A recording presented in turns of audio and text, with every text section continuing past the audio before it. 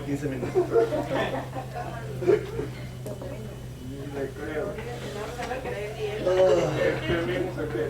Ay, él mismo se cree. Ya para terminar, Luisa, ya sabemos, 40 minutos.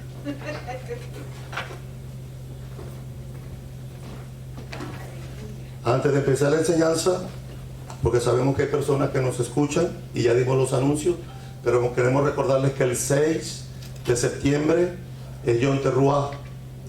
Así que el día 6 de septiembre, lunes a las 7 de la noche, vamos a estar aquí en la Keilah para celebrar la fiesta de Yom Teruah o Rosh Hashanah, Año Nuevo. Así que todos están invitados a celebrar con nosotros esta festividad. Así que si los que no son miembros de la congregación, gente de afuera que quieren venir a celebrar la fiesta con nosotros, deben avisarnos, porque tenemos que preparar condiciones por la situación de pandemia que estamos teniendo. Entonces tengo que preparar condiciones, pero las puertas van a estar abiertas, así que en la medida que sea posible y quiera venir con nosotros a celebrar con nosotros Rosh Hashanah, Año Nuevo, a comer manzana, a comer miel, a comer dátiles, a comer granadas y a celebrar esta festividad, esperando que este Año Nuevo sea un año de mucha bendición. Recuerde que Rosh Hashanah es cabeza del año y es el día en que guardamos la misma de escuchar la teruah, de escuchar el sonido del shofar, o la voz del shofar. Pero también es el inicio para despertar, porque tenemos solamente 10 días. Desde la Tequía Gedolá, que es el último sonido que hace el shofar en Yom Teruah, hasta Yom Kippur, tenemos 10 días para hacer Teshuvah. 3 días para volvernos al Señor, 10 días para arrepentirnos, 10 días para prepararnos para esta gran celebración. Recuerda lo que siempre han dicho los sabios, que si tú no perdonas a los que están a nivel de ti con los tuyos, no pidas perdón a Dios, que no te van a perdonar. Y eso fue lo que dijeron los Shaliach también, que si no le perdonamos a los hombres sus ofensas, tampoco vuestro Padre nos perdonará nuestras ofensas. Así que estamos en el mes de Elul, estamos en el mes de acercarnos al Señor. Todas las noches oramos, haciendo Teshuvah, volviéndonos cada día más al Señor en la medida que se pueda, haciendo nuestro mayor esfuerzo para poder complacer al Hakadosh Baruj Hu, aquel que nos llamó. Lunes 6 de septiembre. Lunes 6 de septiembre, 7 de la noche, vamos a estar aquí. Vamos a escuchar, la misma más importante de esa noche es escuchar el Kol Shofar. Kol no es sonido. Kol es la voz del shofar despertando nuestra alma para prepararnos en 10 días para Yom Kippur. Dicho esto, entremos de una vez en el tema de esta semana. La parashá de esta semana se llama Kitetze. Kitetze porque está tomada de la primera palabra de la parashá, la porción de esta semana, que está en el capítulo 21, versículo 10 en adelante. En hebreo dice, Kitetze la milhamá. Dice, porque cuando salgas a la guerra, y de ahí la palabra cuando salgas, o para cuando salgas, que en el hebreo dice, Kitetze la milhamá. Pero no voy a centrar mi enseñanza en la guerra, no se asusten. Demasiada guerra tenemos ahora. Voy a centrar la enseñanza que esta mañana en la parashá de hoy, pero en el capítulo 23, versículo 7. Y aunque la parashá se llama Kitetze, yo la he subtitulado En contra del odio. En esta mediodía vamos a hablar acerca del odio. Porque hay dos odios. Está el odio que nace solo en el corazón del ser humano porque tuvo una experiencia muy difícil en su vida y quedó su corazón marcado para siempre. Y el odio infundido, cuando a alguien que no le pasó nada, viene el otro y le siembra odio en su corazón. Y aquí hay que marcar que en definitiva las dos son iguales. Una, tal vez por la circunstancia no la puedo evitar, la otra sí. Porque en la medida que yo cierro mi oído, no me pueden infundir odio, ni sembrar odio en mi corazón.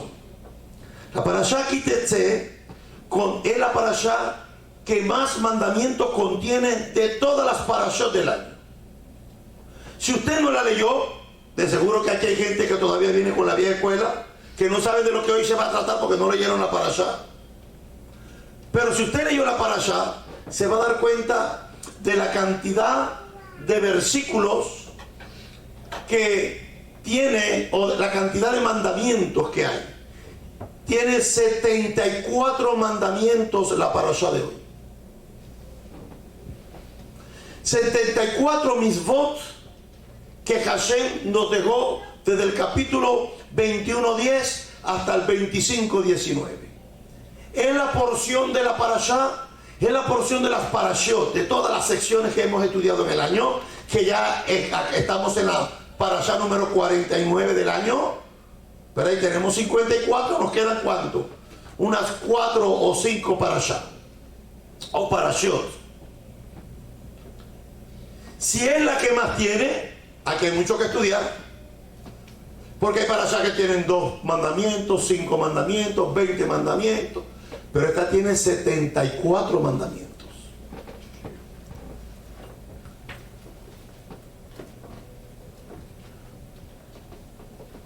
Sin embargo, de los 74 misvot, mandamientos, que encontramos en la parashá de hoy, en la porción de hoy,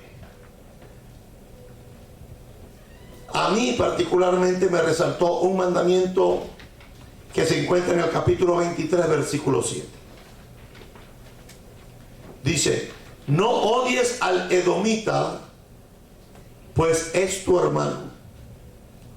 No odies al egipcio, pues fuiste extranjero en su tierra. En estos 2 mandamientos que están en el versículo 23, en el versículo 7, porque a veces la gente piensa que un versículo es un mandamiento. No, en este caso, en un versículo hay 2 mandamientos. No odiarás al edomita. ¿Quiénes eran los edomitas? Los edomitas son los descendientes de Edom. ¿Quién fue Edom?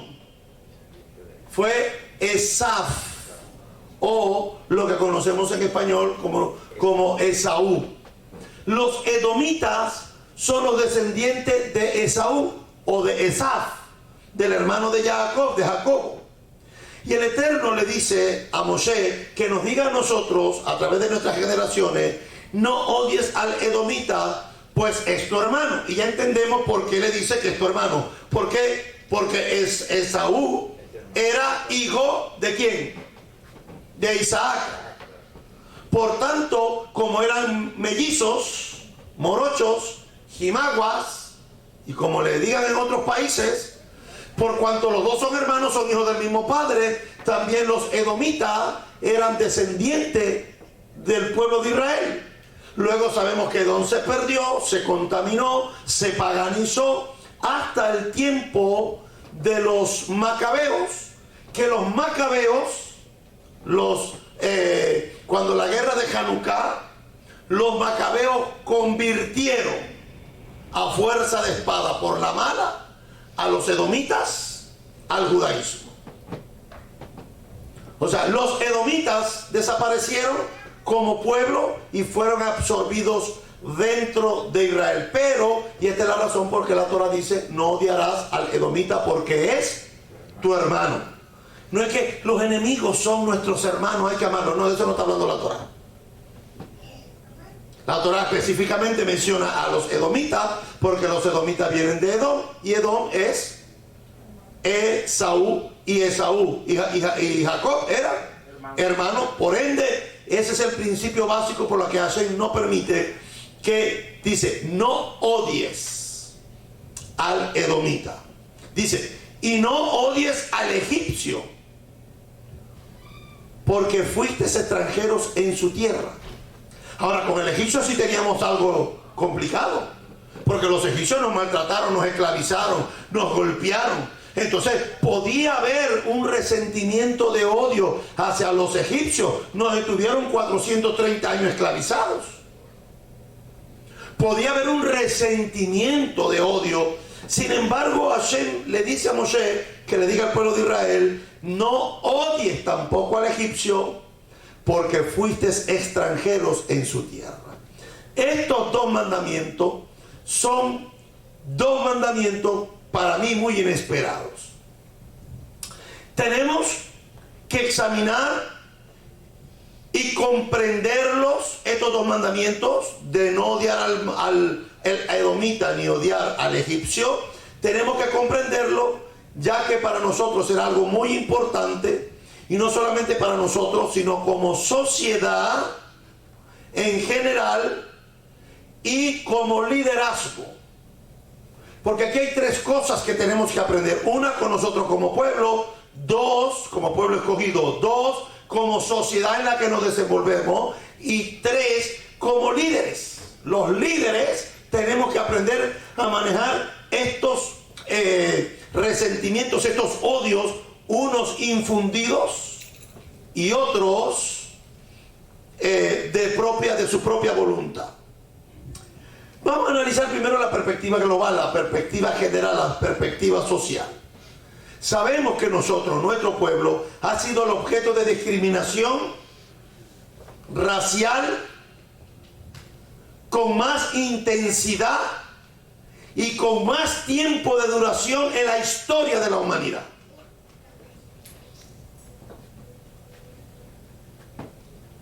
Cuando nosotros hablamos de los negros, de los africanos que trajeron esclavos, pues los trajeron. Y ya en 200 años se acabó la esclavitud. En el papel, en la mayoría de los casos, en las mentes de las personas todavía no. Hay gente que todavía vive en el siglo pasado con esa tontería, que piensa que ser blanco es mejor que ser negro, que ser negro es una degradación genética, que así lo enseñaban en el siglo XVIII y en el siglo XIX. Pero el judaísmo ha sido el pueblo más discriminado en la historia por el simple hecho de ser judío. El pueblo más perseguido, más maltratado, más humillado a través de la historia. Tenemos 4000 y tantos años luchando con una discriminación que va desde la parte política de pueblo como religiosa. Lo más malo en el cristianismo somos los judíos. Cuando van a llamar a alguien hipócrita, ¿cómo le dicen? Fariseo. Fariseo. No le dicen hipócrita. ¿Le dicen cómo? Fariseo. Fariseo. A mí cuando me dicen fariseo, yo me siento orgulloso. Yo no sé usted. A mí cuando me dicen fariseo me siento orgulloso. Yo no sé usted. Porque es que la gente piensa que nos están ofendiendo. El ofendido es el que no sabe lo que significa un fariseo.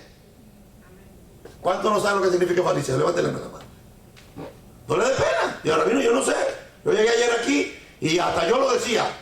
El fariseo este es un fariseo. Perush son hombres que guardan y observan Torah, que están apegados a la Torah, que son observantes de Torah. La próxima vez que te digan fariseo, no te sientas mal, le saca pecho y échale pose como Superman. Suramericano, eso no ofende si yo soy de allá. Que me ofendiera que si me dijeran, no sé, que soy chino, taiwanés, no sé.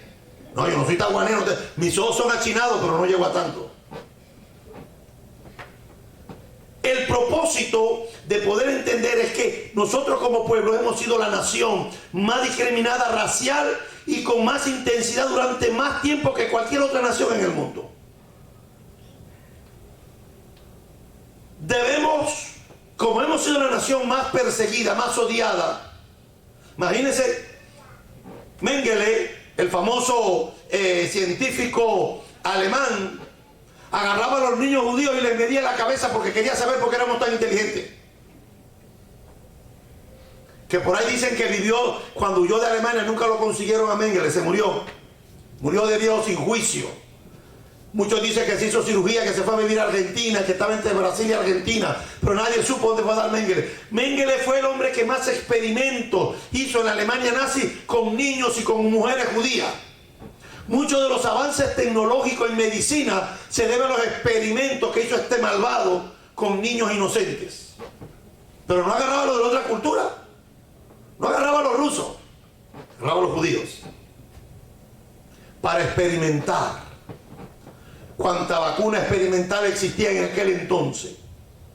Se la inyectaban a los niños, porque para los alemanes, la raza judía y cualquier otra persona aria,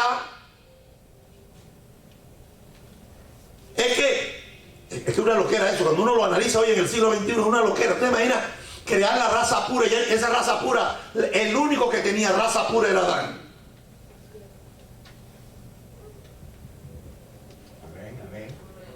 A ver, la gente piensa que los judíos todos somos rubios de ojos azules. ¿No me ve a mí? Y para que vean al hermano Raymond. ¿O es que no te acuerdas que Moisés se tomó otra esposa, la Cushita, de Etiopía, negra? Dígame, el judaísmo nunca ha creído que es una raza, ni mucho menos superior a nadie. Ni somos blancos, rubios de ojos azules. No es cierto. Hay rubios azules. ¿Por qué? Porque se mezclaron con los nórdicos, con los europeos del norte. Pero los judíos del sur son de pelo negro. Y si los judíos de África, que se mezclaron con los africanos, son más trigueñitos todavía. Y los que se fueron para la India, se mezclaron por allá y se casaron con indias y con hindúes. Y ustedes ven que están llegando ahora. Están regresando y parecen hindúes. Usted cuando llega a Israel, usted se asusta porque usted piensa que todos son rubios de ojos azules. Cuando usted en Israel ve judíos negros usando barba, kipá y peyot, y son negros, vienen de África y no se convirtieron, nacieron allí. Entonces esos estereotipos que nos marcan las élites, sociedades, traen conflictos a la larga, traen demasiados conflictos. Como hemos sido la nación más perseguida, más odiada por nuestra cultura, por nuestra religión, tenemos que cuidarnos, porque el odio sembrado en los corazones de las sociedades son las que crean daño. Yo lo he visto aquí en Miami, eso no me lo contaron, lo he visto yo con mis hijos y dice, no, cierra, pásale el seguro que vamos a pasar por un barrio de negro. ¿Usted sabía que los negros también dicen eso cuando vienen a Hialeah y somos hispanos? ¿Qué usted cree? ¿Que a usted no se lo dicen? Ay, pero no, los negros dicen, ponle el seguro al carro que vamos a pasar por Hialeah y somos un barrio hispano. El barrio más hispano de los Estados Unidos es en la ciudad de Hialeah. Donde más se habla español es en Hialeah. Y cuando ellos vienen dicen, pongan el seguro. Y los blancos americanos, cuando vienen a Hialeah, ponen seguro a los carros. Y los que son hispanos, que no viven en Hialeah, que viven en otra ciudad, cuando tú le dices, vamos para Hialeah, ¿qué es lo que dicen? Uy, ahí está la gente que más loco maneja en los Estados Unidos. No respetan nada, se meten por donde le da la gana, no respetan las líneas amarillas, que hay doble rey en línea y ahí se cruzan. Que la ley dice que hay que ir hasta el otro lado y luego devolverse. No, nosotros quedamos más rápido, dale. Cualquier parecido con Venezuela es pura casualidad. Sí, porque a veces pensamos que no, mi hermano. Es que es cultural. Tenemos que tener cuidado cuando nosotros infundimos odio en los corazones de las personas. Tenemos que tener mucho cuidado porque eso es un odio infundado.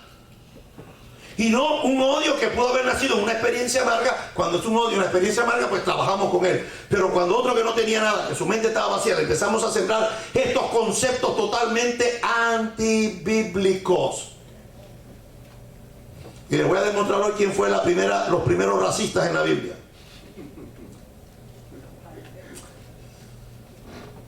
Es importante tener que cuidarnos en pleno siglo XXI y esta es la razón por la que Israel tiene uno de los armamentos más poderosos del mundo, si no el más poderoso del mundo. ¿Por qué? Porque hay odio infundado. a través de la política, a través de la sociedad y la transmisión culturales, a través de la religión. Israel ha sido rodeada a través de estas tres cosas: del odio político, del odio cultural y del odio religioso. No es hasta el siglo pasado, cuando Juan Pablo II se paró y en el famoso Mea Culpa pidió perdón de 1700 años de persecución y de odio sembrado en el cristianismo hacia el judaísmo. Eso no lo estoy inventando yo, eso está en la historia. Puedo ir a buscar cuando el Papa Juan Pablo II, en el famoso concilio del Vaticano, el concilio ecuménico, Juan Pablo se pone de pie y pide perdón a los judíos por el odio infundado por ellos desde el siglo III. Porque no me van a decir que Pedro fue el primer papa. Ese cuento dígaselo a un católico. Porque en la historia sabemos cuándo empezó el sistema. 1700 años, y oído, fue una transmisión cultural, porque cuando los otros grupos religiosos se fueron separando, se fueron con ese mismo odio hacia el judaísmo. Y cuando los protestantes en el 1400, 1500 se separan de la Iglesia Católica, se traen ese odio y todavía lo tienen en muchas congregaciones. Y cuando los evangélicos se separan de los protestantes, se traen el odio, que no se dan cuenta que lo tienen porque se volvió cultura. O lo decía al principio, si es un mentiroso, ese seguro que es judío. No vas a bautizar al niño. Si no bautizas al niño está moro. Y si no bautizas al niño y está moro, quiere decir o que es musulmán o es cristiano o es judío. Tenemos que bautizar a los niños.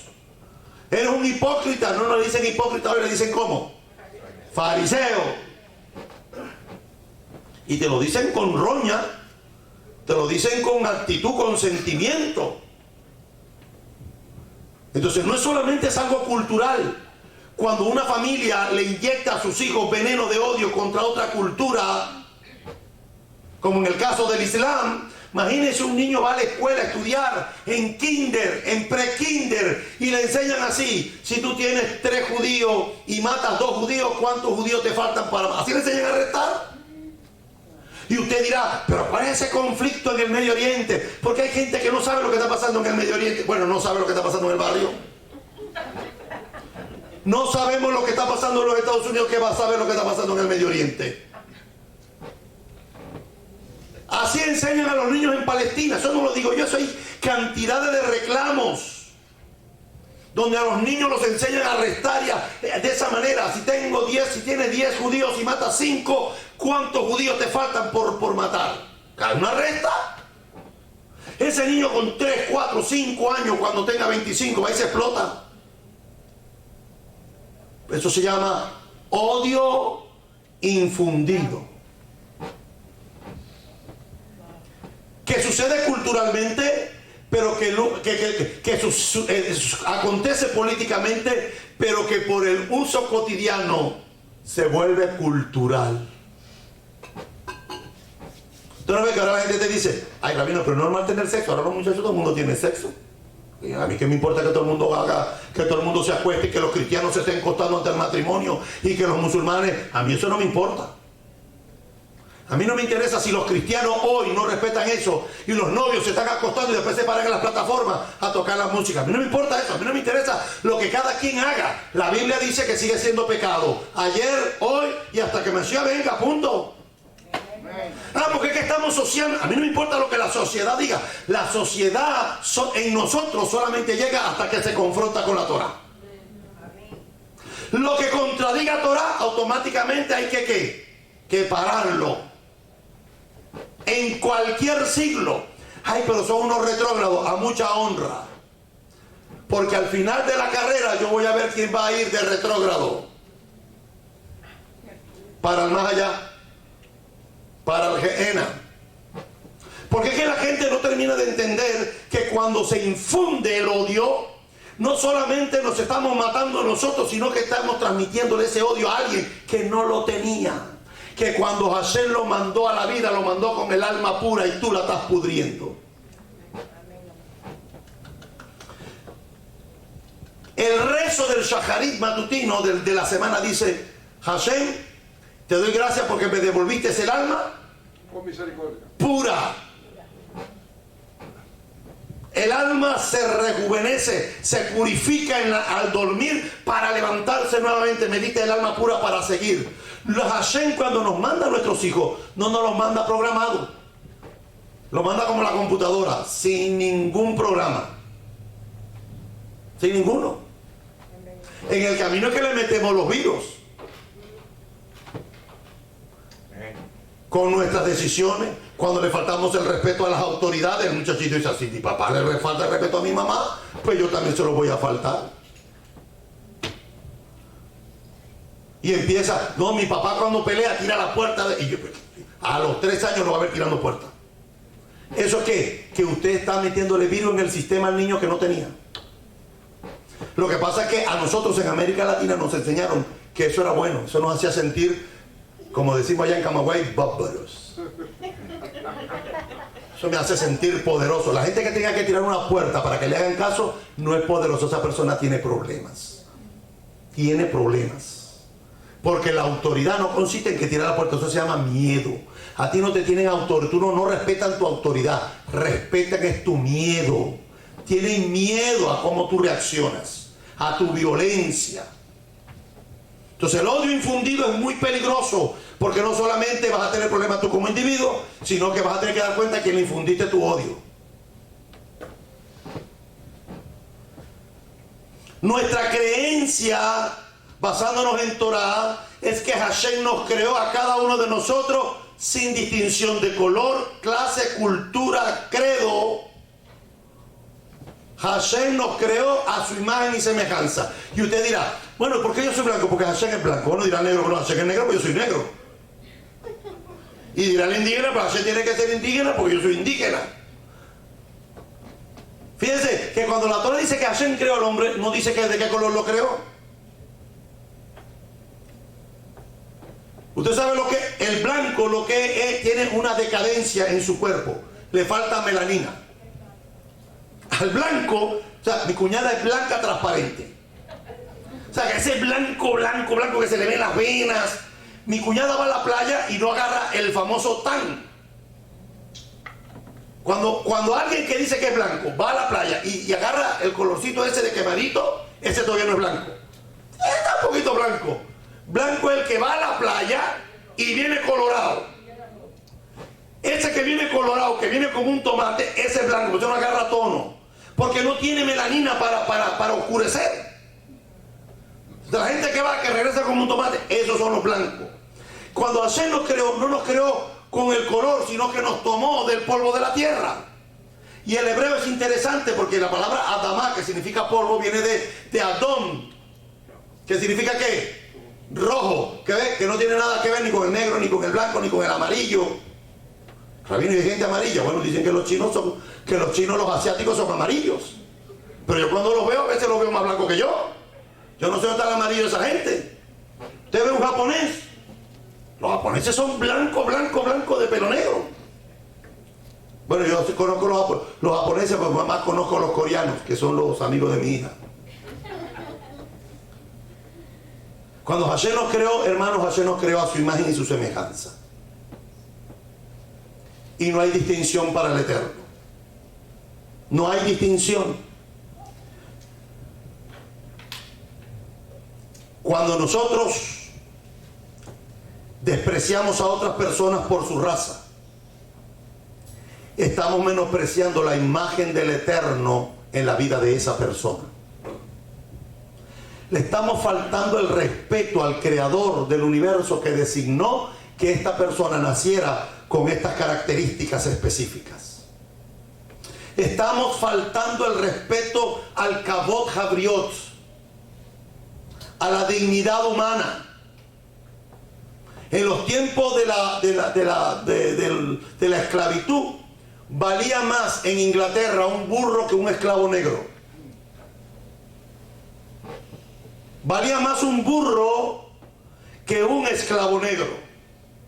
Si despreciamos a una persona por el color de su piel, estamos repitiendo el mismo pecado que cometió bíblicamente los primeros 2 racistas en la Biblia.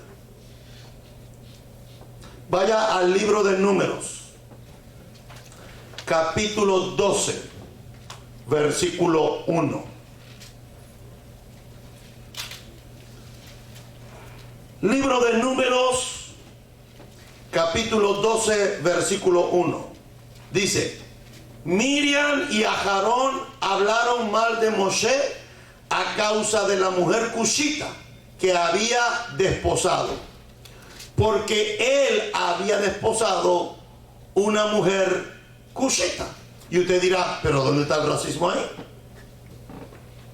¿Dónde está el racismo allí?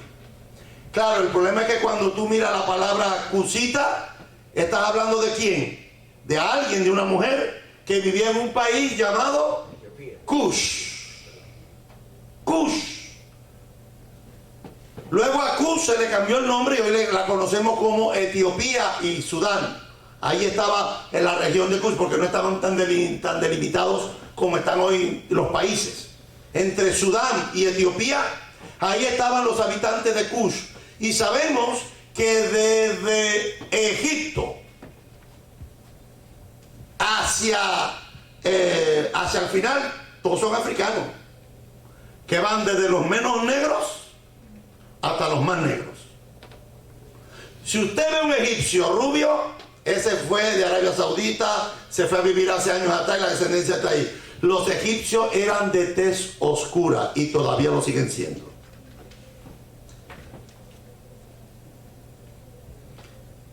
La cushita, aunque hay muchos midrash, muchos midrashim, muchas enseñanzas que tratan de suavizar esto, la realidad es que Miriam y Aarón se encontraron que Moshe tuvo otra segunda esposa. Ay, vino otra esposa. En los tiempos aquellos se permitía. Gracias a Dios, hoy no. ¿Usted se imagina hoy dos mujeres mandándote a botar la basura? No, es horrible. Es horrible que... Usted se imagina una diciendo, ya llegaste a la basura, ahora saca el perro de pipí. Imagínense. Acá dos, thank you. Pero en aquel entonces, bueno, no lo leyó en la parashá, lo leímos al principio, dice que si un hombre tuviera dos mujeres, una amada, dos esposas. Ahí, en español, fíjense lo que hacen los traductores, para evitar de que los dobles matrimonios dicen, si tuviera dos mujeres, pero el hebreo no dice mujeres, él dice si tuviera dos esposas, una amada y la otra no amada, y el hijo de la no amada es el primogénito. Hashem dice, no le puede dar la primogenitura al hijo de la que tú amas, porque es el que tú amas. No, te le va a dar el hijo al primogénito, aunque sea el de la no amada. Está la parashá de hoy. Miriam hablaron mal de Moshe, porque no hablaron mal de la cushita. No, pues Moshe tomó una cushita. Tomó una cushita. Cushita es los habitantes de Cush. Cush es el habitante de lo que conocemos hoy como Etiopía o Sudán, en ese territorio. Y la palabra Cush en hebreo viene de negro. Aquí no podemos decir negro porque aquí la gente se ofende. Pero en mi país a mí me podían llamar negro, de cariño. Negro, ven acá.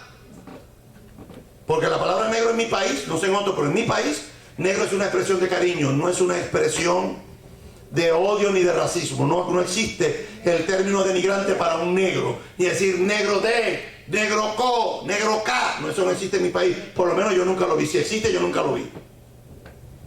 Es más, un señor de Nigeria, que lo vi hace unas semanas atrás, llegó a Venezuela, de Nigeria, y llegó a Venezuela y estaba sentado, y él mismo cuenta la historia, estaba sentado en una silla buscando a ver trabajo sin español, y estaban jugando en el parque, tiraron la pelota, llegó donde él, y la mamá le dijo al nigeriano, le dijo, negro, por favor, mi vida, tírame la pelota del niño.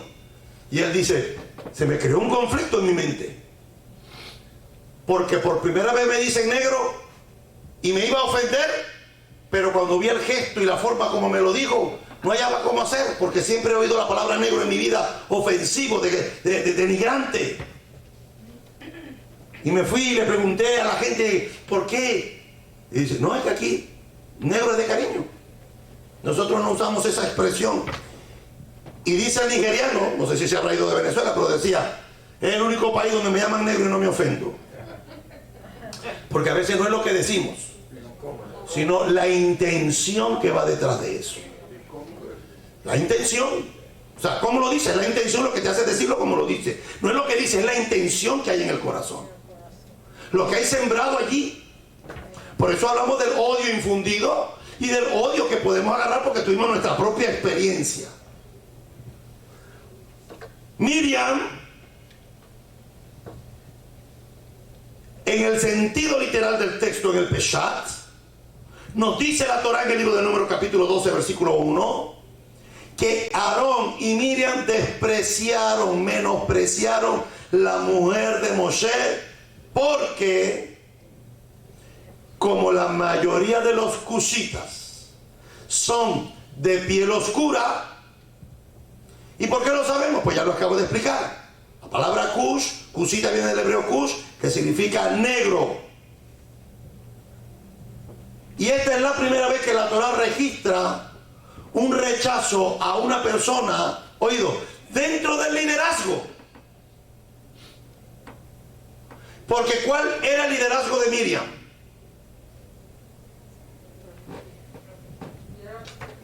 Miriam era Neviá. Neviá. No es que Miriam era un naví, no hable así. Parece algunos mesiánicos que yo conozco por allí.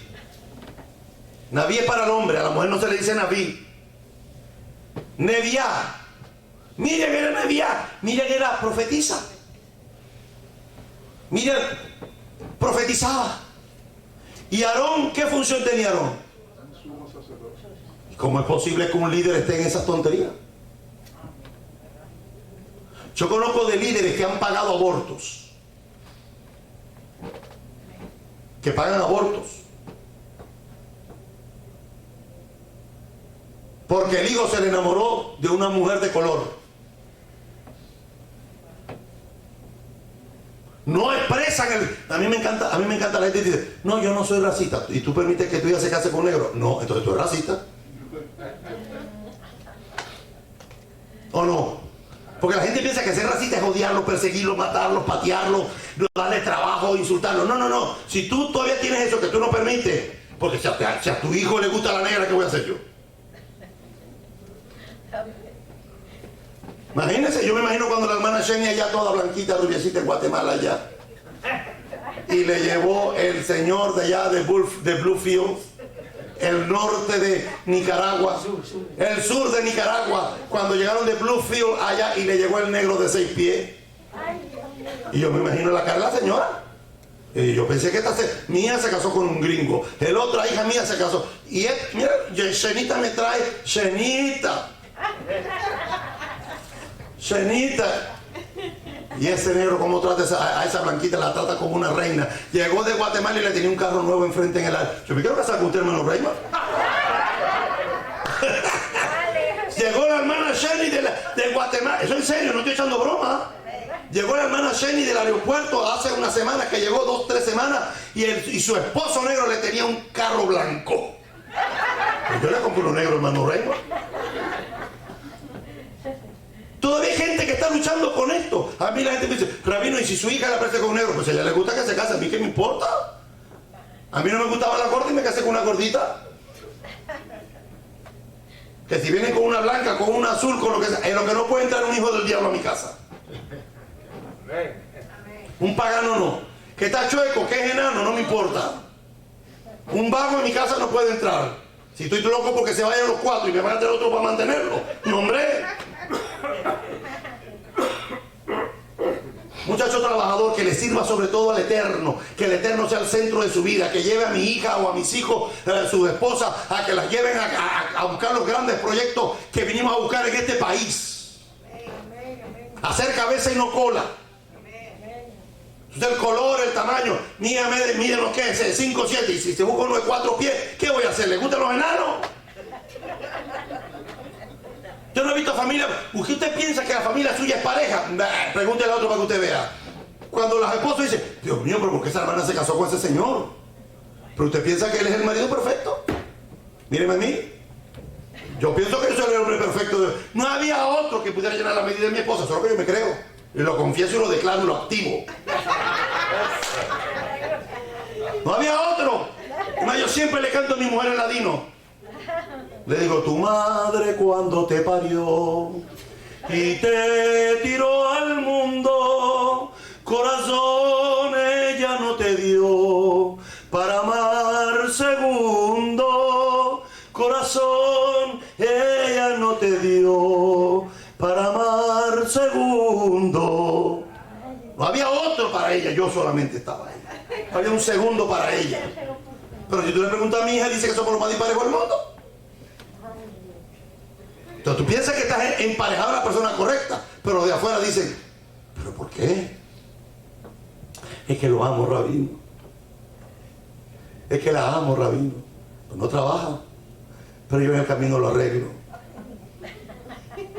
¿Usted sabe cuántas veces digo yo en la consejería? Infinidades de veces.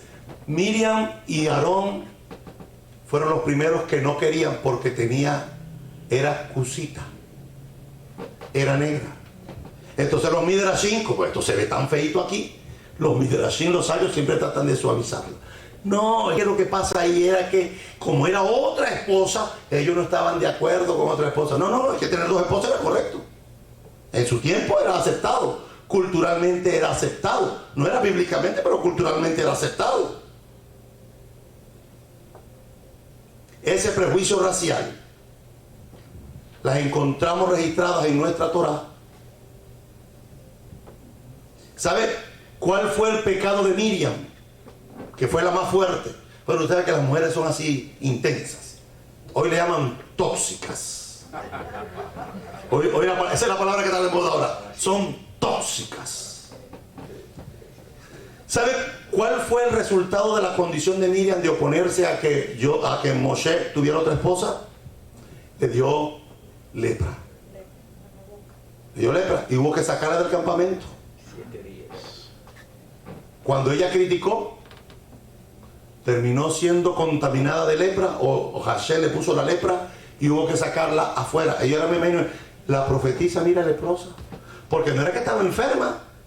La lepra no era señal de enfermedad. La lepra era señal de ¿qué?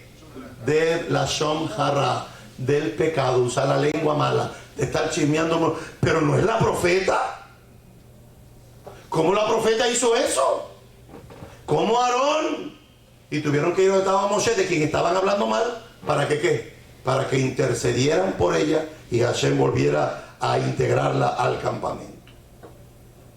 Debemos recordar en el libro de Cantar de los Cantares, Shir Hasharim, libro de los Cantares, capítulo 1, versículos 5 y 6. Miren lo que escribió el rey Salomón, que la reina de Saba, de rubia, no tenía nada. La reina de Saba era etíope. La reina de Saba era etíope. Y Salomón, cuando escribe Shir Hasharim, Cantar de los Cantares, o los Cánticos de Salomón, dice, usted lo va a leer en su Biblia en español, pero yo lo voy a leer en hebreo, o yo lo voy a leer traducido en hebreo. Soy negra, pero hermosa, oh hijas de Jerusalén, como las tiendas de Kedar y como las cortinas de Salomón.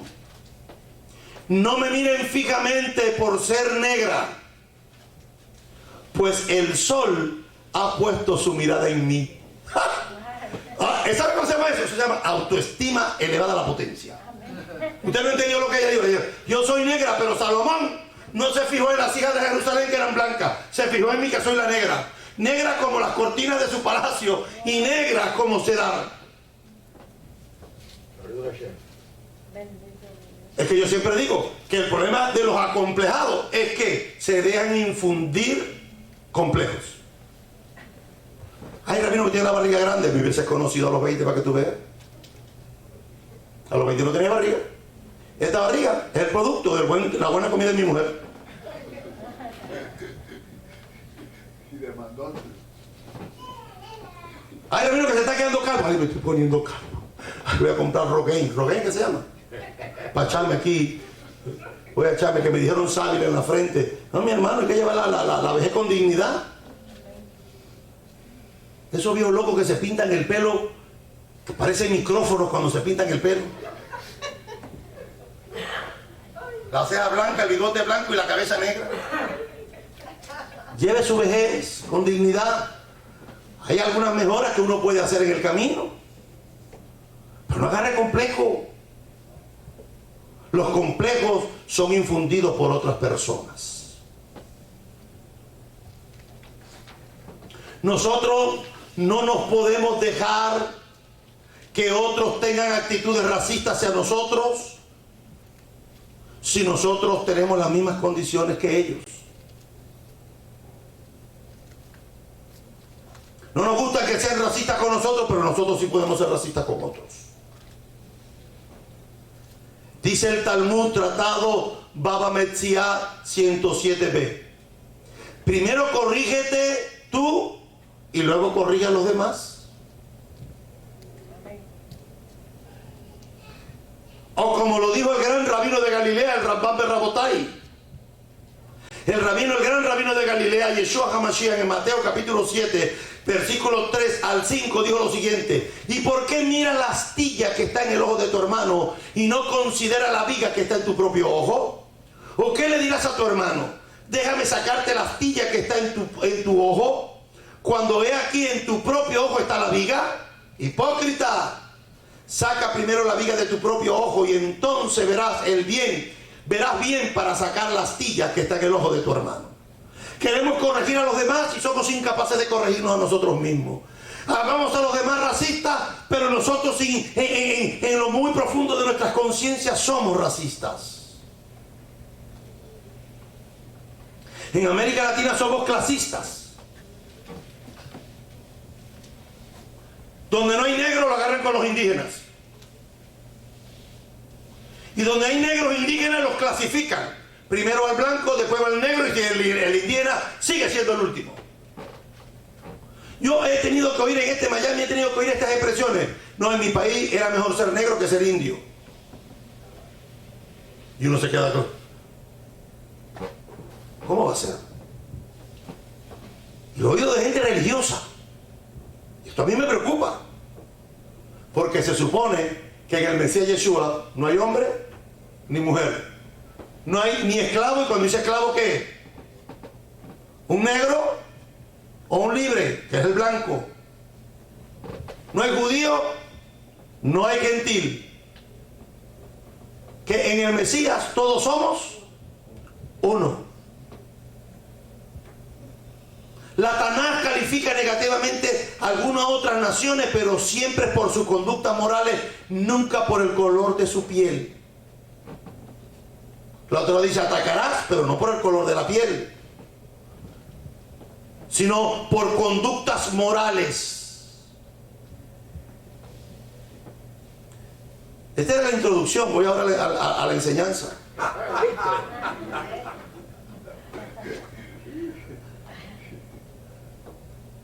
Vemos los dos mandamientos, dice: no odiarás al edomita, ni tampoco odiarás al misri, al egipcio. En pocas palabras, lo que Moshe nos está diciendo es que no transmitamos el odio a otras generaciones. No podemos transmitir el odio. Moshe lo que nos está diciendo es: no odien a estos dos en particular. Ambos mandamientos son sorprendentes, porque no desprecies o no odies al egipcio, pues has sido extranjero en su tierra. Según Deuteronomio 23:7. Este mandamiento es extraordinario. ¿Por qué? Porque los egipcios, aunque esclavizaron a nuestro pueblo, al pueblo de Israel, y concibieron un programa lento de genocidio,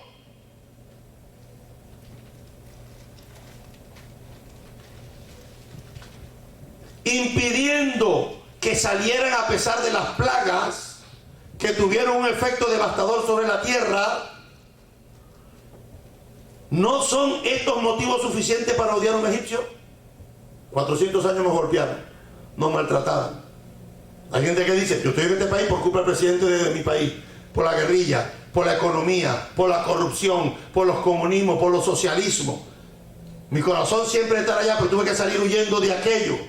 Y se crea un resentimiento. Yo he oído aquí en la congregación, me dice, si Fidel se salva, yo me voy para el infierno. Pero es que la voluntad de Dios es que Fidel no se muera. ¿O sí? No se pierda. Que no se pierda. Era la voluntad de Hashem que... No. Sé que está duro la cosa, pero no. Aunque sabemos que esos individuos no se arrepintieron nunca.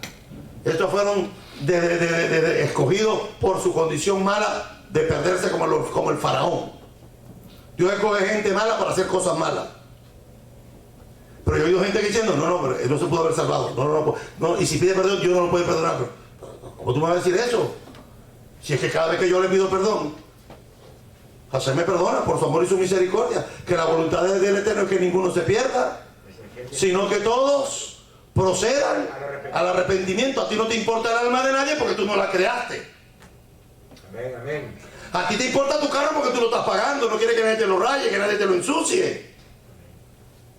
Pero el alma de otra persona, ¿a ti qué te importa? No importa. Pero Hashem, que es el Dios de los espíritus, de todas las almas, de todos los carnes, Hashem le importa a tal manera que Hashem vino a morir por los pecadores y no hizo diferencia ni en el color, ni en la raza social, ni en la cultura. Hashem vino a morir por todos. Y fíjense, es interesantísimo porque aunque Israel podía tener motivos para odiar a los egipcios, Hashem le dice que no lo hagan. Porque ustedes fueron habitantes de esa tierra. Pero los egipcios no solamente los maltrataron, también les dieron refugio cuando había hambre. Cuando había hambre, Jacob se llevó a los hijos y los recibieron. No solamente eso, los egipcios recibieron a José como el segundo hombre más importante de la nación y lo respetaron como tal. ¿Cuál era el problema en Egipto? ¿Los egipcios? No. El problema en Egipto no eran con los egipcios. El problema de Hashem con los egipcios eran con sus líderes. Porque imagínense, cuando Israel sale de Egipto, ¿cuántos egipcios se fueron con Israel? Muchos, sí. La Biblia dice que le llama el Amra, el pueblo malo que salió. Se unieron. Hashem le dijo, vengan, vámonos. Y se fueron, no solamente salieron los judíos, que es lo que usted generalmente escucha. No, salieron otros también que salieron de todas las naciones que estaban en Egipto. Se fueron y se unieron al pueblo de Israel. Los egipcios salvaron a Israel de la hambruna. Honraron a José, cuando fue nombrado el segundo después del faraón. Las maldades que cometieron contra los hebreos fueron por causa de un nuevo rey que había venido, un nuevo faraón que no conoció a Joseph. Éxodo capítulo 1 versículo 8 dice eso. Y a instancia del faraón y no del pueblo fue que se hicieron las atrocidades que se hicieron. Cuando usted escucha a un presidente, porque ahora no podemos hablar de faraones, ya eso no existe. Cuando usted oye un presidente que levanta a un pueblo contra la misma parte del pueblo, hay que tenerle miedo. Porque no estamos llamados a levantar como líderes a nadie contra nadie. No estamos llamados. Estamos llamados a construir paz. Estamos llamados a reconciliar. A eso lo llamaron, dice Rab Shaul, que nosotros tenemos el ministerio de la reconciliación. Un famoso idealista dijo una vez, divide y vencerás. Eso no lo dijo Fidel, Fidel se lo copió de otro. Divide y vencerás. Y cuando pones a un pueblo a pelear contra el mismo pueblo por ideales, creando división en el pueblo, eso a la larga trae desgracia para la nación. Trae desgracia. La hija del faraón no fue la que salvó a Rabén Moshe. Rabén. Ella fue y lo sacó y se dio cuenta que era judío. ¿Por qué? Porque estaba circuncidado, los egipcios no se circuncidaban. Porque llegó la muchacha, su hermana Miriam, y le dijo: yo te busco a alguien. Y cuando la vio vestida, dijo: no, esta es matemática, este es de ellos. Y dijo: ¿qué tú crees que Moshe es un nombre hebreo? Moshe no es un nombre hebreo. Moshe es un nombre egipcio, que hoy se acepta como hebreo, pero quien le puso el nombre fue la hija de Paró, que le dijo: Moshe, sacado de las aguas, porque yo te saqué de las aguas. Entonces, es importante poder entender esto. La Torá hace una clara distinción entre los egipcios, los edomitas y los amalequitas. Los amalecitas, a los amalecitas sí hay que, sin piedad, extermínalos. No es que hay que amar, hay que amar a los enemigos. A ver, depende de quién es el enemigo también. Porque cuando dice amarás a tu prójimo no es cualquiera. Esos que predican eso incorrectamente, quiero que se vayan ahora para allá, para Afganistán. Que llegaron los talibanes, como dice el cha-cha-cha. Los talibanes llegaron ya y llegaron matando ratatatata. Porque ahora dice, no, es que, porque ahora lo que le están vendiendo a la gente es que los talibanes están masacrando a las mujeres porque no hay libertad para las mujeres. Eso es lo que se está vendiendo ahora, pero si eso fuera lo único. No, es que tampoco se puede ser cristiano en ese país, te matan. Es que tampoco puedes andar con la barba corta, te apalean. Los hombres no pueden andar con la cabeza descubierta, te apalean. No se puede creer otra religión allá en Afganistán. Y ya le dijeron al mundo: nosotros vamos a respetar los derechos. Ya lo dijeron. Eso es mentira, no lo van a respetar. Voy a profetizar. Usted sabe que yo profetizo, es mentirita, pero profetizo. Dele 3 meses, le estoy dando mucho, a que empiecen a amar. Ya mataron a la primera. Porque la mujer no puede mostrar las uñas, no se puede maquillar. La burka, que es el velo completo, no se le pueden ver ni los ojos. La mujer no puede salir sola de su casa, tiene que salir acompañada con el marido, con el hijo mayor o con su padre o un hermano, pero no puede salir sola. No pueden estudiar las niñas, van a cerrar todas las escuelas. No pueden ir a estudiar. Usted dele gracias a Dios al país donde usted vive, que aquí hasta los mudos gritan y reclaman derechos. Pero el problema no es con las mujeres, es con todo. Las cristianas tienen que usar burka, pues yo no soy musulmana. Diría una cristiana ortodoxa. ¿Por qué me tengo que poner una burka si yo no soy cristiana, yo no soy musulmana? Yo soy cristiana y mi religión no me permite andar con la cabeza descubierta. Pues allá no es así. Usted va a Arabia Saudita y tiene las mujeres cristianas y de cualquier parte del mundo. Va a la reina de Inglaterra, es la esposa de Joe Biden. Llega a Arabia Saudita y no importa si usted es la esposa del presidente de la potencia más grande del mundo. Aquí usted se cubre la cabeza y se la tiene que cubrir.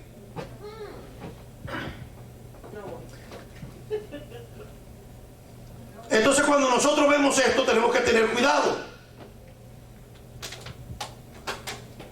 Porque hay cosas de las naciones con las cuales nosotros no podemos estar de acuerdo.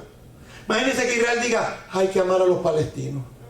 Ay, no podemos hacer guerra, porque a paz nos llamó el Señor. Hay que amar al prójimo, ama a tu enemigo. Ya no hubieran israelíes en la tierra. Ya los hubiesen desaparecido. Entonces tú no puedes amar a ese tipo de amigo. Porque ese tipo de amigo, por ley islámica, la Sharia, que es la parte de la reglamentación islámica, permite mentir para conseguir un propósito religioso. Por eso le dije que le doy 3 meses al talibán. 3 meses. Y no quiero decir otra cosa porque me voy a asustar y no quiero profetizar. No me asusta que este gobierno que está gobernando esta nación empieza a traerlos para acá como ayuda humanitaria y metemos 60.000 más musulmanes en el país, ya de lo que más teníamos.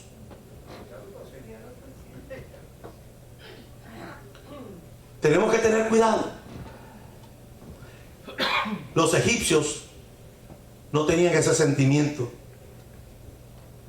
¿Usted se acuerda cuando el señor Hugo Chávez, que yo le llamo la mortadela, dijo en una oportunidad desde lo más profundo de mi vientre, y usted sabe ya lo que dijo, yo no lo voy a repetir?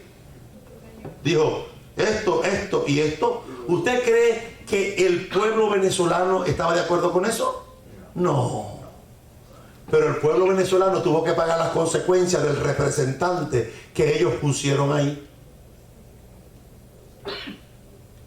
No, es que eso fue el presidente, no, porque es el que te representa. Y cuando él hace algo así o determina algo así, el pueblo paga las consecuencias. A ver, te lo voy a poner más fácil, volvemos otra vez a la parte de Egipto. Cuando el pueblo de Israel estaba en Egipto, ¿quién no quería dejar ir al pueblo de Israel? ¿Los egipcios o el faraón? Los líderes. ¿Y quiénes tuvieron que pagar las consecuencias de las 10 plagas? Los líderes y el pueblo egipcio, que no tenía nada que ver. Por eso hay que orar por los presidentes y sobre todo por los de aquí, porque aquí el de allá no me importa. Yo no vivo allá, yo vivo aquí. ¿A cómo está la gasolina?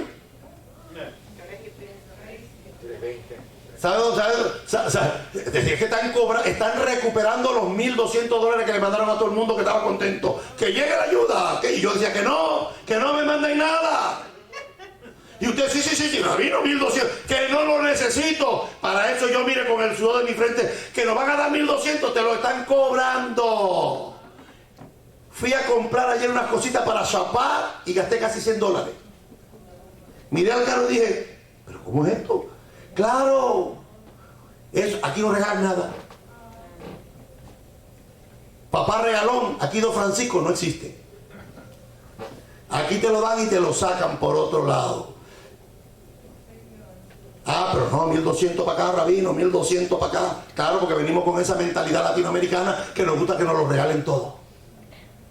No, esas cosas, esas decisiones irresponsables que tomamos, pagamos también nosotros las consecuencias. Yo fui a echar gasolina ayer y eché $55 de gasolina. Me voy a comprar una moto, porque no puedo, y le pongo una ruedita atrás y siento a mi esposa en una silla de ruedas y me la traigo. ¿Sabes que son $55 al mes? ¿Cuántos son? Son $220 al mes en gasolina. Ah, pero no, ahí estaba la gente que me den 1.200, ahí lo tienen. No te hubiese gastado los 1.000, te hubiese ahorrado los 1.200 y hubiese gastado ahora. ¿Oído? Contra los amalecitas podíamos atacar y destruirlos. ¿Por qué? Porque era gente malvada.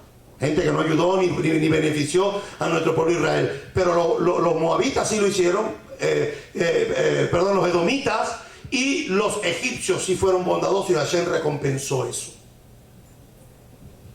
Pero fíjense, mucho más después, Isaías dijo algo interesante.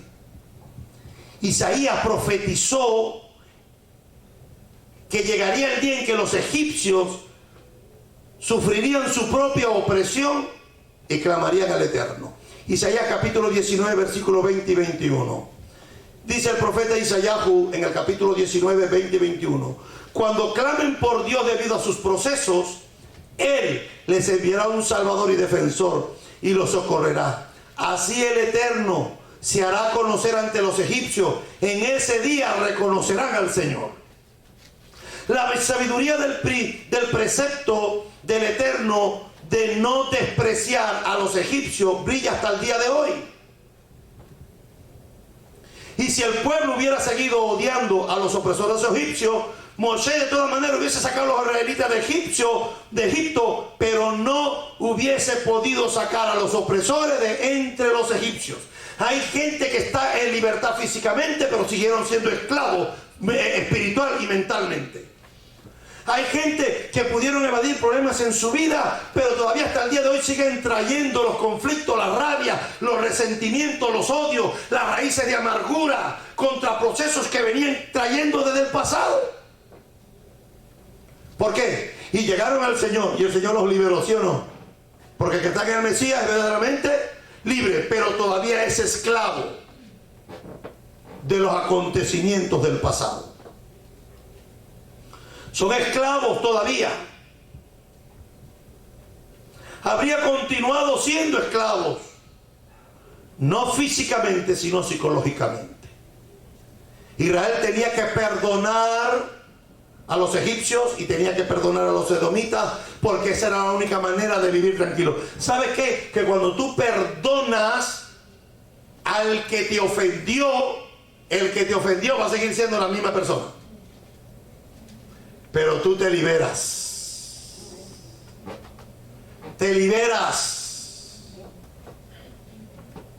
Esa gente que anda caminando con los conflictos emocionales, ay, que mi papá no me quiso, que mi mamá no me crió, que mi abuelita me pegaba, que en el barrio me decían feo y narizón. Eso todavía hay gente que le traumatiza. De adultos. De adultos.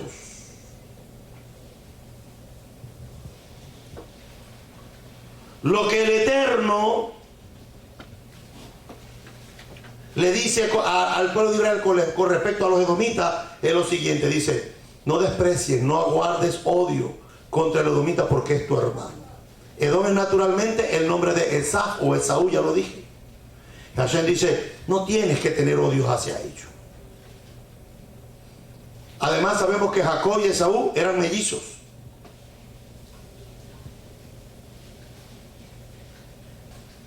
Nos cuenta la literatura rabínica del tercer siglo,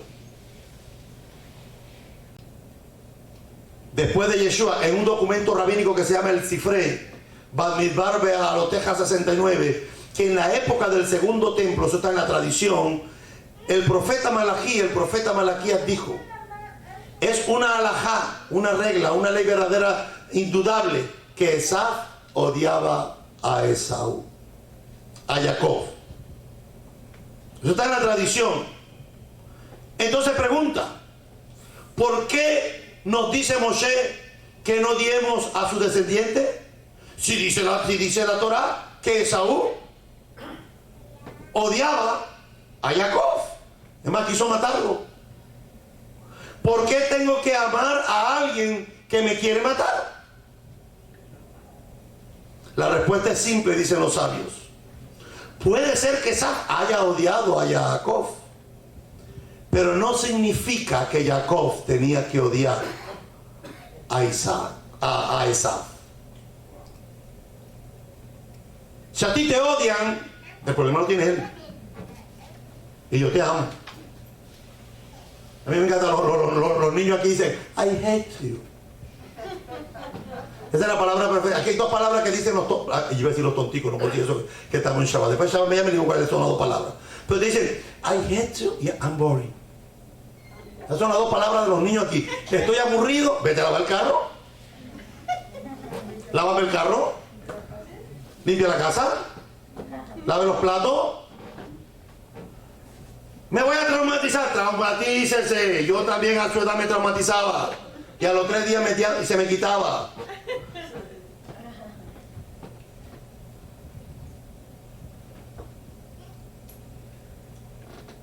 Los sabios dicen, ellos te pueden odiar a ti, pero tú no lo odias a ellos.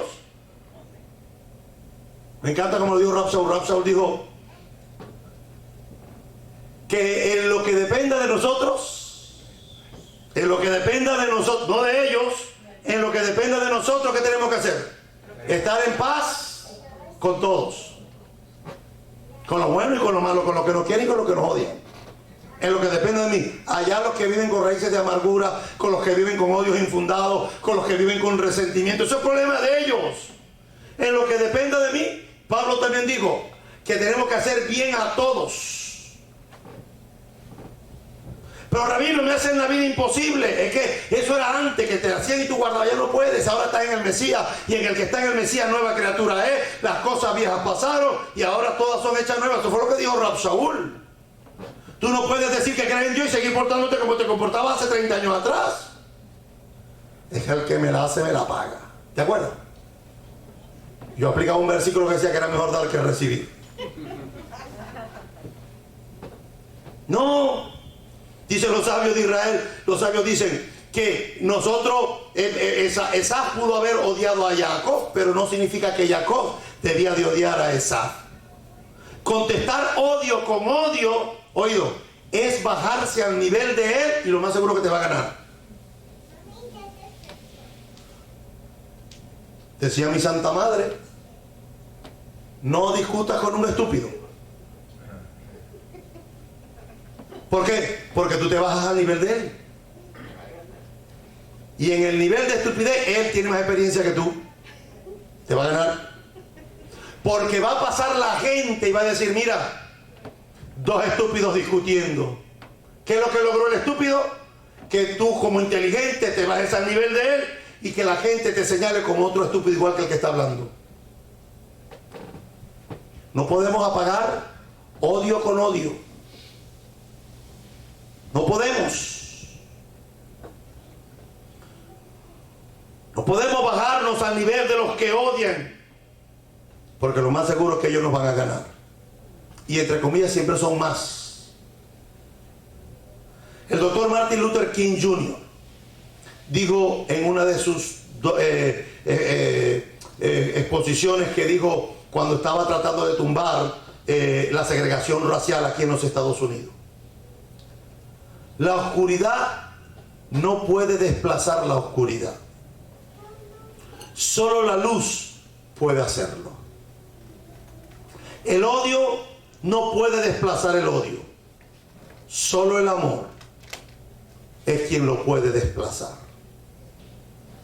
Como dijo el rey Salomón en el libro de Coelet, en el libro de Eclesiastés, capítulo 3, versículo 8.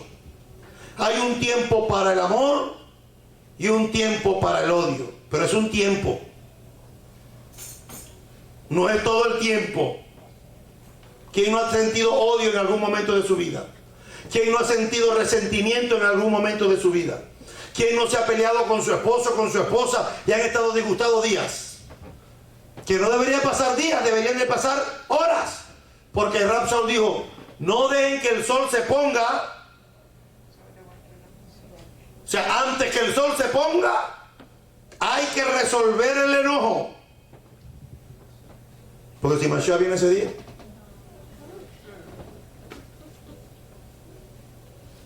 El rey Salomón dijo, hay un tiempo para el amor y un tiempo para el odio. Un tiempo para la guerra y otro para la paz. El rabino Simón Bar Yochai fue el que dijo que cuando Esaf se encontró con Jacob por última vez, dijo el rabino Simón Bar Yochai, dijo, lo besó y lo abrazó. Y dice, y él le añade, porque la Torah dice que cuando se encontraron, lloraron, se besaron y lloraron. Pero el rabino Simón Bar Yochai, en el libro de Sifrat, dice que lo besó y abrazó, y dice él, con todo su corazón. El odio, especialmente dentro de la familia, no es eterno ni es inexorable. Debe estar siempre listo,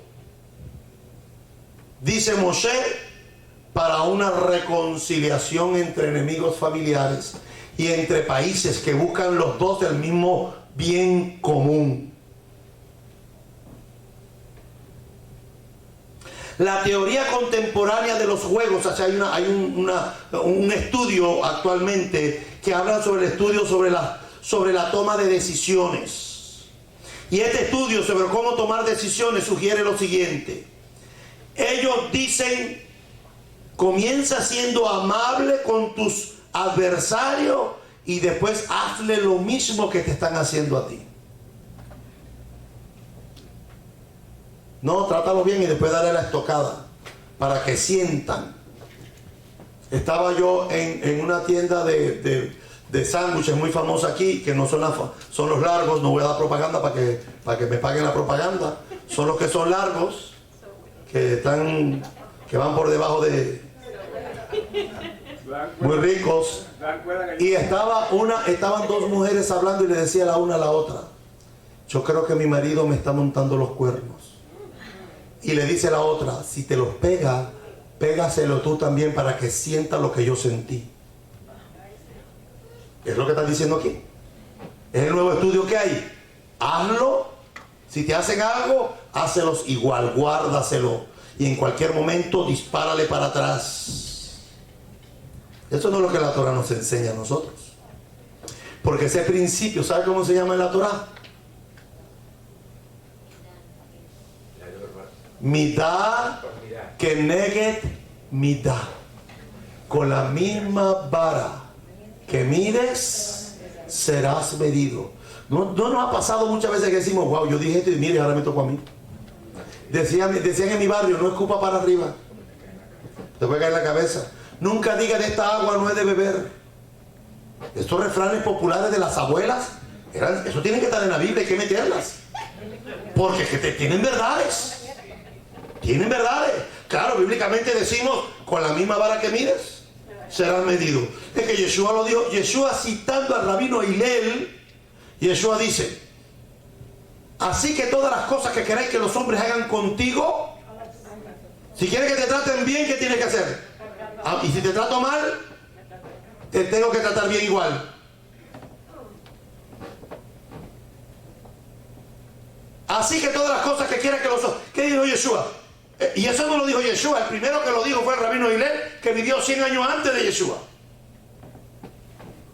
Y Yeshua toma las palabras de Hillel y las trae y les dice: así que todas las cosas, todas las cosas que queráis que los hombres hagan con ustedes, hagan ustedes con ellos. ¿Quieres que te traten mal? Trátalo mal. ¿Quieres que te traten bien? Trata bien. ¿Quieres que te respeten? Respeta. ¿Cómo puedes exigir algo que tú no das? Bueno, amén yo solo. Amén yo solo. Esto, mitad que negue mitad. Con la misma vara que mide será medido. El generoso, el bondadoso, el hombre de Dios, la mujer del Eterno, que tiene un corazón bondadoso, que la gracia del Eterno está derramada sobre su corazón, dice: no hagas siempre lo que ellos te hacen a ti. Puedes encontrarte bloqueado en un ciclo de represalia mutuamente destructivo. Me hacen y yo hago, me hacen y yo hago, me hacen y yo hago, hasta que terminan en catástrofe. ¿Por qué a veces en los matrimonios disfuncionales hay asesinato?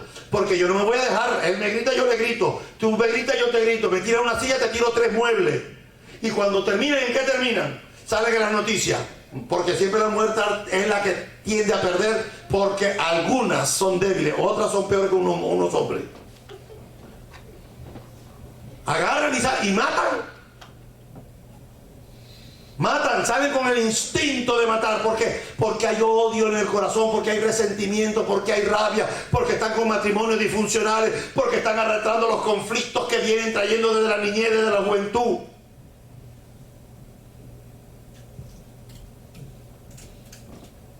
A grandes rasgos, lo que los sabios nos están queriendo decir y señalando es que el Eterno es el Dios de este mundo y a nosotros no nos mandaron a odiar. Cuando Hashem creó al mundo, ¿con qué atributo lo creó? Con el atributo de la justicia. ¿Cómo lo sabemos? Porque con cuál atributo Hashem se nos revela en el libro de Bereshit, en el libro de Génesis. Dice: Bereshit bara Elohim et hashamayim ve'et haaretz. En el principio, en español dice: creó Dios. Pero la palabra Elohim es el que refleja el atributo de la justicia. Pero Hashem se dio cuenta que la justicia sola no sirve. La justicia sola no sirve. Y Hashem tuvo que lidiar con el hombre, porque imagínense, la justicia sola es que el alma que pecare, esa morirá. Esa es la justicia. No es que Dios lo va a matar porque quiere matarlo, es que el hombre que pecare, la paga del pecado es. Pero Hashem, si hubiese aplicado eso desde el principio, ya no hubiéramos. No hubiese nadie que pudiera decir Baruch atah Adonai Eloheinu melech haolam. Entonces Hashem tiene que actuar con otro atributo, que es el atributo del Gesed, de la misericordia, de la gracia. Y con estos dos atributos es que se gobierna bien el mundo. Con justicia, pero con misericordia. Porque la justicia puede llegar a ser indolente. Puede convertirse en barbarie. Lo que controla la justicia es la misericordia. Por eso en estos países donde roban y te cortan la mano, que existen en Afganistán, los talibanes lo hicieron, y en países como en Irán, que son musulmanes radicales, el que roba le pican la mano, sea niño, mujer, hombre, anciano, y lo hacen en público. En estos países el ser homosexual los cuelgan en público. Las prostitutas son asesinadas y apedreadas en público. Ese es que un acto de justicia nada más. Pero el acto de la misericordia va más allá de lo que el Eterno, porque la compasión es lo que Hashem se dio cuenta que era lo único por lo cual podían sobrevivir, y no solamente con el atributo de la justicia. Las dos órdenes de Moshe contra el odio ejemplifican las dos grandezas del líder. Una persona en cualquier liderazgo, bien sea político, bien sea religioso, bien sea familiar, tiene que tener ejemplificar en contra del odio. No puede una madre sembrar odio entre los hijos, entre las familias. Usted no está llamado para prender fuegos, usted está llamado a apagarlos. Que llegó su mamá a sembrarle cosas en su cabeza de su hermano, de su propio hermano, de su hijo, usted la escucha, porque hay que respetar a la mamá, pero no le haga caso. Dice: mamá, cálmate, tómate bájale dos, tómate una Coca-Cola, mira, ve a caminar, vamos a caminar, te voy a llevar a comer, tienes que relajarte, ¿no? Que como ya te retiraste y no tienes nada que hacer, lo que te pone a estar armando la familia, ven, vamos para acá, te doy un masajito, te voy a pagar $50 para que te den un masaje allá a los chinitos, allá en Pembroke Pines, que tú lo que necesitas es relajarte. Tú no puedes aceptar que otra persona, si ya hay fuego, tú no puedes echarle más leña al fuego. Tú estás llamado ¿a qué? A apagar la candela. Porque a paz nos llamó el Eterno. No puedes. No, que mamá, mira que mi esposo, que no sé qué. La mamá tiene que... Mire, cuando usted lo oído, yo lo he contado muchas veces. Mi esposa al principio era como cualquier muchachita que se había casado. Mi esposa era una niña. Era una inocente cuando yo me casé con ella. No voy a decir la palabra que ella misma dice de ella misma, pero mi esposa era una niña, era una muchachita de 20 años cuando se casó, 19 años cuando se casó conmigo. No sabía cocinar, todo se lo hacía su mamá. Mamá típica latina. Y se le quemaba hasta el huevo, mi hermano. El agua. O sea, que se queme el agua. A mi esposa se le quemaba. Y llegué un día frustrado a mi casa y le dije a mi mamá y mi abuela por parte de mi padre. Y le digo a mi mamá: no, bien, no, Zulay, no tengo nada que quejarme hasta el día de hoy. Es una bendición esta mujer. Yo no sé, yo para ella creo que no, pero ella para mí sí.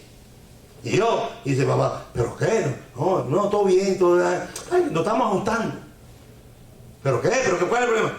Es que se le quema todo, mami. Me hace un pan tostado, se le quema. Y hace huevo frito, se le quema. Hace arroz, se le pega. Le queda salado. Ahora me está pasando a mí, que hago la comida y me queda salado. Y hago la comida y nadie se la come en la casa. Con la misma hora que me di, me están midiendo. Y mi abuela le dio un golpe a la mesa. Y me dijo: aquí tú no vuelves a hablar mal de tu mujer. Esa no fue la que tú escogiste. Tú no nos preguntaste a nosotros si estábamos de acuerdo o no. Tú dijiste: esta esta es la novia, se las vengo a presentar. Nosotros la aceptamos. Pero es que se le quema la comida. Usted le quita así la cascarita del pan quemado, que ella no se dé cuenta, y te lo comes. Si ella te está mirando, tú lo metes en el café con leche, que pasa más fácil.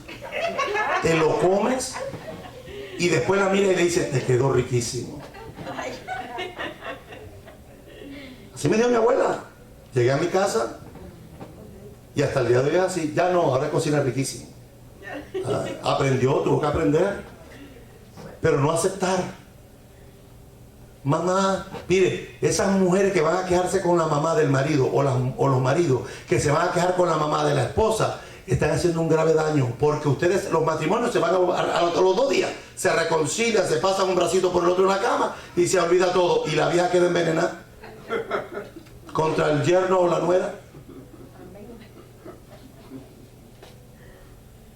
No le cuente nada a la suegra ni a la mamá de lo que pasa en su matrimonio, al menos que esto se esté saliendo del camino y busquen ayuda. Pero que la mamá nunca ayude en nada, ni el papá. A mí me dicen que Brianna le está pegando a David, y me monto en el carro con un bate y la bateo y la mando para Puerto Rico de una vez. Porque nosotros los papás, esto es lo que hacemos. Vamos a defender siempre a los hijos, ¿sí o no? No importa si los hijos tienen o no tienen razón. Esos son los hijos y los defendemos como sea. Pues bueno, hay que actuar ahora con justicia y misericordia. Termino diciendo, las 2 órdenes de Moshe contra el odio ejemplifican su grandeza como a cualquiera, como un líder, bien sea como familia de la casa, hombre de la casa, cabeza de la casa, como líder religioso, como presidente, como diputado, como concejal, como cualquier posición que ejerza de liderazgo, como el manager de una compañía. Estas son las características importantes que debe de ejemplificar a un gran líder. Es lo más difícil del mundo, convertirse en un líder que moviliza la fuerza por motivación. Es muy difícil, pero es muy fácil mover a la gente a través del odio y la rencilla. Es muy fácil mover a la gente. Con la desgracia en Venezuela, muchos venezolanos, 7 millones, tuvieron que irse del país. Invadieron toda Sudamérica, Centroamérica, Estados Unidos, Europa. Estamos regados por todo el mundo, 7 millones. En algunos nos recibieron bastante bien, pero en otros, ya lo dijo el presidente del Perú, que le daba 3 meses a todos los venezolanos en el Perú para que se fueran.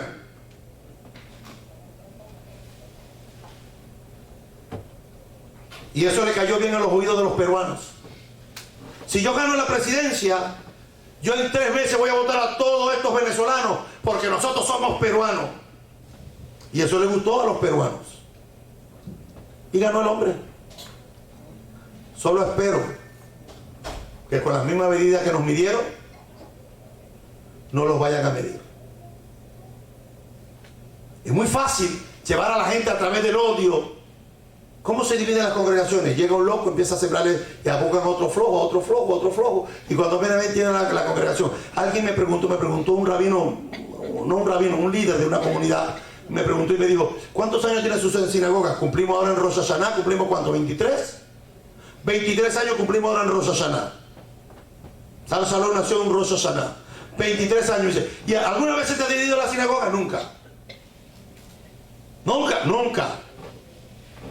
En 23 años nunca se nos ha dividido. La gente va y viene como todo.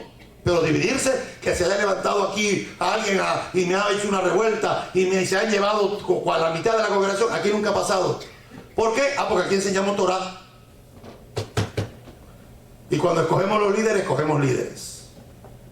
No escogemos gente con título, ni que hable bien, ni que se vista bien, ni que tenga una buena verborracia, como hacen en algunos lugares. Este es diputado, este es ingeniero, ponlo como diácono, aunque sea.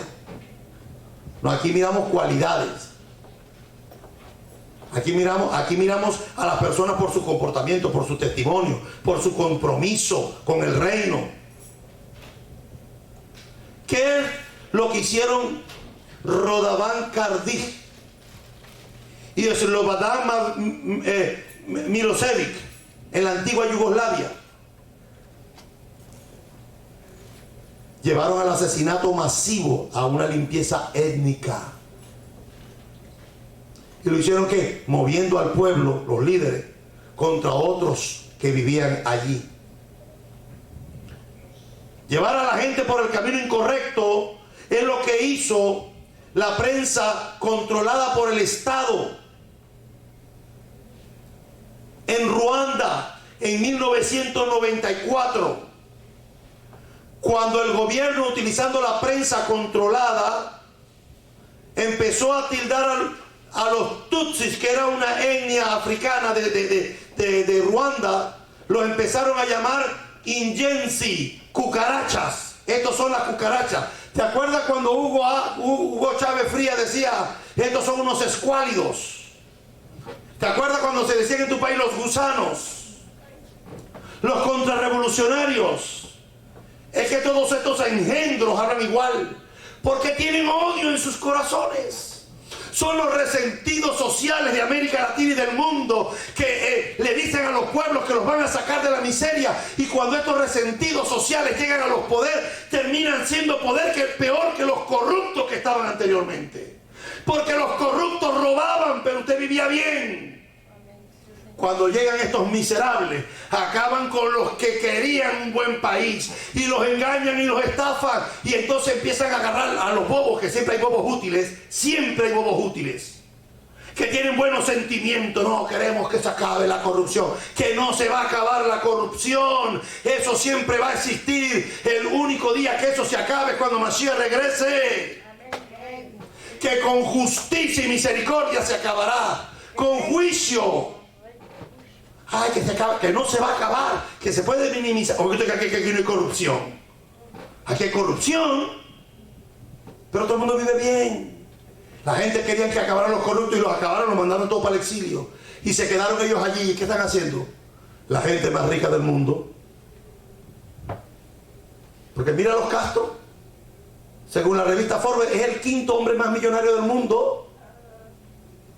Y mira los cubanos pasando hambre y necesidad. El señor Maburro era un chofer de autobús y hoy multimillonario, sus familias, pero querían con el resentimiento sacar los que habían porque eran corruptos, y terminó siendo peor el remedio que la enfermedad. Cuando votamos con resentimiento, cuando hacemos las cosas por resentimiento, esos son los resultados. ¿Y sabe lo único que queda en estos países? El exilio. Salir de tu país, de tu cultura, de tu comida, de tu gente, para buscar un bienestar de tranquilidad que el nuestro no nos los ha dado. Es lo que decenas de predicadores del odio hacen en la actualidad. Frecuentemente utilizando últimamente las redes de internet para comunicar paranoia. Te van a poner el microchip si te pones la vacuna. Ya anda la gente tonta que se pone la cuchara a ver si se le cae la cuchara, porque si se le queda la cuchara en el brazo. Por favor, estamos en pleno siglo XXI, sean serios. Que te van a poner el microchip, que eso es una tontería. Que el anticristo anda por allí y ahora están poniendo un chip aquí en la mano y ahora va y compra y esa es la marca de la bestia, que no es eso. Que el 666, que tampoco es un número. Pero son paranoicos. Y a los paranoicos, estos malvados lo saben manipular bastante bien. Lo saben manipular. Y están utilizando las redes sociales para hacerlo, con mentiras falsas. Cuando usted abre Facebook, usted ve la noticia: israelíes disparan contra Gaza. Y usted nunca abre para leer todo el artículo. ¿Verdad que no? No, es mucho tiempo. Y uno hace así y dice, uy, no, está muy largo. Te quedas con la primera encabezada. Pero cuando tú lees abajo dice, israelíes atacan Gaza, porque los de Gaza empezaron a tirar misiles indiscriminados contra gente civil. Pero el título es el que te queda. Y eso lo saben bien los que manejan muy bien la prensa. CNN, que es lo más izquierdista y más comunista que yo he visto en el mundo. Por cierto, que voy a profetizar, en cualquier momento desaparece. El último conteo que le hicieron a CNN, solamente había en los Estados Unidos 600.000 personas que veían CNN. Que eso es lo que hay que hacer. La gente inteligente no ve esos programas. Porque CNN lo que te va a decir es lo que a ellos les conviene y lo que les causa a ellos ganancia. Nunca van a decir la verdad. Y oído, y finalmente, esta fue la técnica que utilizó Hitler como preludio del peor crimen contra la humanidad en el siglo XX. El exterminio del pueblo judío. El liderazgo en su aspecto más elevado transforma a los que ejercitan y a los influenciados por él. Los grandes líderes hacen que la gente sea mejor, que sean más amables, más nobles de lo que hubieran sido en otra época.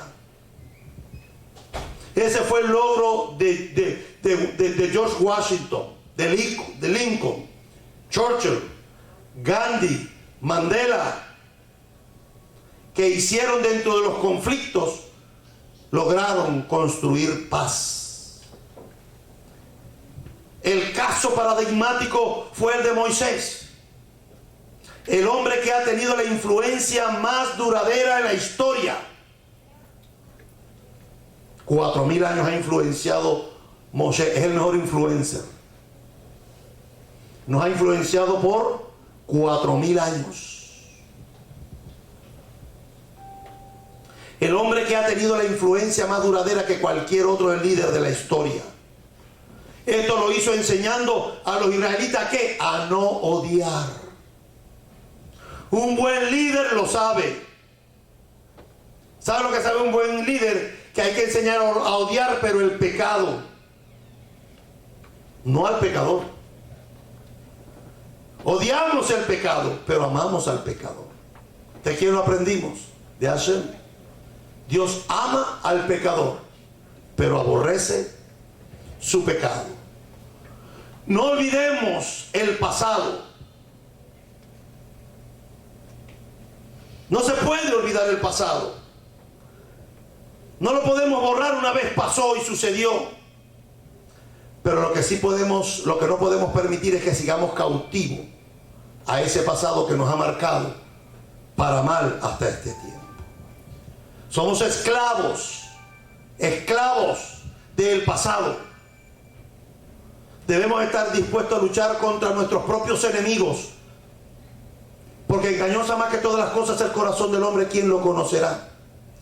A veces estamos más preparados para luchar con el suegro, con la suegra, con el cuñado, con el trabajador, con el rabino, con el pastor, con el presidente, con el vecino, con la esposa, con el esposo, los hijos, pero no estamos preparados para luchar con nuestros propios enemigos que están dentro de nosotros mismos. Porque del corazón del hombre emanan los malos pensamientos, los adulterios, las fornicaciones, los chismes, los odios, las raíces de amargura, los antisemitismos, el racismo, el chisme. Estamos más preparados para luchar con otros, menos con los nuestros. Debemos estar dispuestos a luchar con nuestros propios enemigos, pero nunca tenemos que permitir ser definidos como uno de ellos. Puedes pelear con el enemigo, pero que no te definan como ellos son. Aprende a amar, aprende a perdonar. Reconozcamos lo que hacen los malvados, pero concentrémonos en lo bueno que están dentro de nuestras posibilidades para hacer. Solo así podremos elevar la moral de la humanidad y ayudar a redimir al mundo que compartimos mientras Yeshua regresa. Hay una cosa que llamamos en el judaísmo que se llama el Tikkun Olam. Y todo judío está llamado a hacer Tikkun Olam, que es la rectificación de este mundo. Adán lo echó a perder. Nosotros estamos llamados a rectificar en la medida que se pueda el mundo hasta que Mashiach regrese. El odio es una obra de la carne. Y los que se mueven bajo los ritos de la carne, las normas de la carne, las formas de las carnes, dicen no heredarán el reino de los cielos. Yeshua en el madero dijo: Padre, perdónalos, porque no saben lo que hacen. Esa palabra, según la tradición, la dijo Pedro también cuando fue crucificado boca abajo. Esa palabra también la dijo Policarpo, el pastor de la iglesia de Esmirna, en Apocalipsis, según la historia, cuando lo estaban quemando vivo por no negar su fe. Dijo: Padre, perdónalos, porque no saben lo que hacen. No odies a tu hermano, ni al edomita, ni al egipcio, porque de alguna manera esas personas que nos han hecho daño también nos han dado y nos han hecho cosas buenas. Puesto de pie, por favor. No miremos lo malo de la gente, mire lo bueno, que siempre hay algo bueno, porque cuando Hashem nos creó bueno. Avinu Shelo Shamayim. En esta tarde bendigo tu nombre, porque el sentimiento del odio nos ha tocado en muchos momentos de nuestra vida. Con el andar contigo y tu Torah, llegamos a la conclusión que no vale la pena mantenerlo allí arraigado. Que el haber perdonado nos liberó y hoy verdaderamente somos libres. Porque no podemos guardar rencor a los hermanos de nuestro pueblo, así está escrito en el libro de Vayikra. Sino que debemos llamar a nuestro hermano, a nuestro prójimo, como a nosotros mismos. Te pido por favor que nos bendigas en estos días que estamos preparándonos para Yom Teruah, Rosh Hashanah. Que estos sean tiempos de pedir perdón y de perdonar a aquellos que nos han hecho daño. Ayúdanos a rectificar en este mundo y permite por favor que podamos seguir adelante al premio del supremo llamamiento. Te pedimos en el nombre de Yeshua que nos sigas guardando de la pestilencia que anda rodando al mundo, que nos hagas personas responsables, que nos cuidemos, que no presumamos de fe, Señor, porque lo que vivimos en carne propia, esta enfermedad, este virus, Señor, no se pasa bien. Te pedimos por favor que nos guardes del peligro de la tentación, que la misericordia nos acompañe. Te pedimos, eterno Dios, por nuestra hermana Aide, que está recuperándose de su operación. Te pedimos que haya una refuá shalema para ella. Te pedimos por nuestra hermana Mercedes Lastre, Señor, que le fue diagnosticada un cáncer en su seno. Por los méritos del Mesías, que haya una refuá shalema para ella, en el nombre de Yeshua. Te pedimos, Padre amado, por los enfermos que están pasando de COVID aquí en los Estados Unidos y en el mundo, y estamos, Señor, en una cuarta ola. Te pedimos, Señor, que a los que no les ha dado, que los sigas guardando. Señor, a los que nos dio, guárdanos, porque no queremos volvernos a contagiar. Señor, y a aquellos que están en los hospitales, unos porque los están tratando y otros porque están en estado crítico, que tengas misericordia y pases tu mano sobre cada uno de ellos. Bendice esta nación, Señor, que nos ha abierto las puertas. Bendice a su presidente, dale sabiduría para que dirija este país con justicia y con misericordia. Señor, y a cada político de cada ciudad, de cada condado, de cada estado, dale sabiduría para que puedan gobernar, como dice el libro romano, quieta, con tranquilidad y piadosamente. Ayúdanos en esta semana, concédenos una semana buena, que no nos falte nada. Te damos gracias por la vida de Diego, que ya se volvió a incorporar a nuestra congregación. Te damos gracias, Señor, porque le cuidaste en el proceso del COVID y volvió hoy nuevo a pararse aquí a cantar para ti. Te pedimos, eterno Dios, que no nos falte nada en esta próxima semana que empieza. Que nos suplas de tal manera que nos alcance hasta el próximo Shabbat. Beshem Yeshua. Yevarechecha Adonai veishmerecha. Yaer Adonai panavelecha vichunecha. Isha Adonai panavelecha veasem lecha shalom. Beshem Yeshua HaMashiach. Amén y amén. Shabbat Shalom para todos a las 4 de la tarde. Los esperamos en el Rey Midrash. Bendiciones para todos. Shalom.